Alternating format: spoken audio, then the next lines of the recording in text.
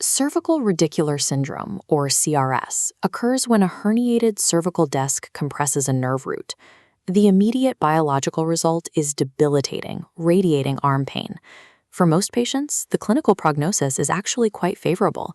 Symptoms typically resolve on their own, allowing patients to gradually improve over the first 6 months. But when that non-operative approach fails to relieve the pain, the primary intervention is surgical, usually an anterior cervical discectomy. The problem for clinicians is deciding when to make that jump. Previous randomized trials attempting to compare surgical and conservative care often lacked the patient numbers or the follow-up duration to definitively track outcomes. Because of these limitations, short-term data may only be telling half the story. To see the actual difference between these two treatments, researchers have to look well beyond the first year.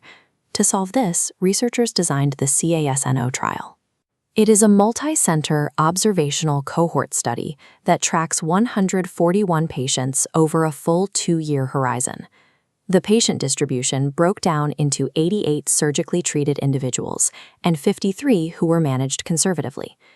The trial originally launched as a randomized controlled study, but clinical recruitment proved challenging.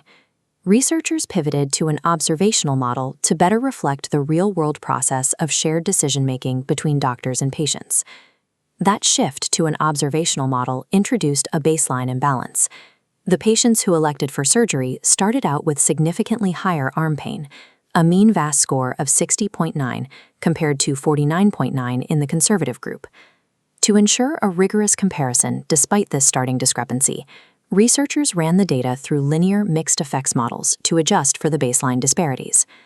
This chart maps the raw spaghetti plots of the patient data. You can see the high degree of heterogeneity and variance within both groups.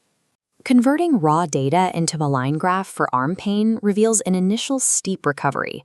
Both the conservative blue line and the surgical orange line dropped dramatically in the first 12 months. By week 52, both groups achieved clinically relevant and statistically similar improvements.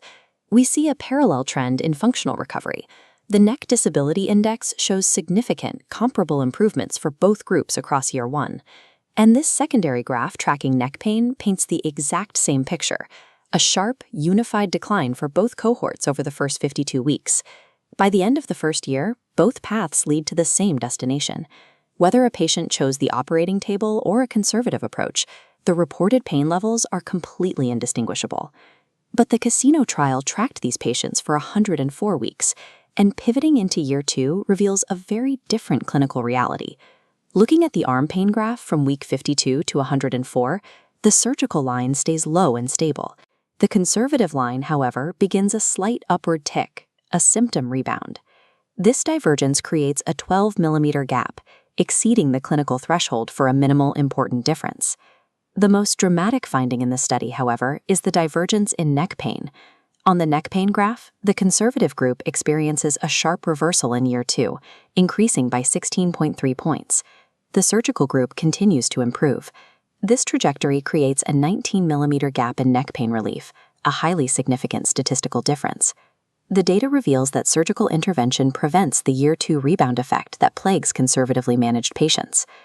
To ground this data in clinical reality, we can translate these mean scores into binary success rates, measuring the percentage of patients reporting a good outcome based on established pain thresholds. At 52 weeks, conservative care actually registers a higher success rate for arm pain, sitting at 87% versus 70% for surgery. But at the 2-year mark, the rates flip.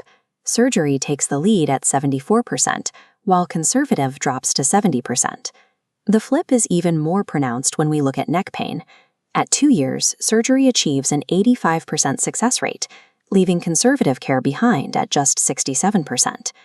When tracking patients past the initial recovery phase, the symptom relief provided by the surgical cohort is demonstrably more durable. To understand why the surgical group maintained their improvement while the conservative group regressed, the researchers looked at how each treatment affects the physical structure of the neck. By replacing the degenerated disc with a lordosis-inducing intervertebral cage, the surgeon can restore the spine's sagittal balance. This mechanical correction prevents the continued axial strain that occurs when a collapsing spine is managed conservatively. It is worth noting the study's limitations. The trial did not reach its initial target of 400 patients, and the shift to an observational design inherently carries a risk of selection bias. Initial conservative care remains the standard starting point, and the choice to operate relies heavily on shared decision-making between the clinician and the patient. But clinicians must look beyond the one-year horizon to accurately counsel CRS patients. Over a 2-year period, surgical decompression provides a more stable, durable resolution of both radicular and axial symptoms.